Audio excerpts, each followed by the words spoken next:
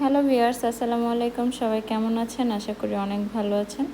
খুবই মজাদার আজকে বিফ সমুচার রেসিপি নিয়ে আসলাম। প্রথমে আমি হাফ কাপ তেল গরম করে দিয়েছি, তারপর সামান্য একটু রসুন কুচি দিয়ে 1.5 কাপ পেঁয়াজ কুচি দিয়েছি।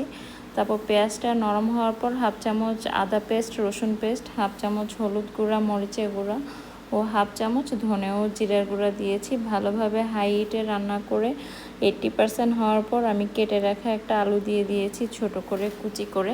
শুরুতে দিলে আলুটা ভেঙে যাবে। আর সমুচা তৈরি করার জন্য ময়দার সাথে সামান্য পানি মিশিয়ে ঘন একটা মিশ্রণ তৈরি করে নিয়েছি। আর আমি কেনা পেস্ট্রি শিট দিয়ে সমুচা বানাচ্ছি। এটা হচ্ছে এক রকমের ভাঁজ।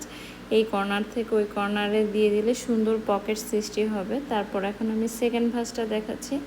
একই রকমভাবে মাঝখানে একটা ভাঁজ দিয়ে তারপর এভাবে স্ক্রিনে দেখানো অনুযায়ী করলে খুবই পারফেক্ট একটা ভাঁজ হবে, যেটা অনেক ইজি। যে রান্না পারে না সেও খুব সুন্দর রান্না করতে পারবে। আর একদমই পারফেক্ট সমুচা। Thank you.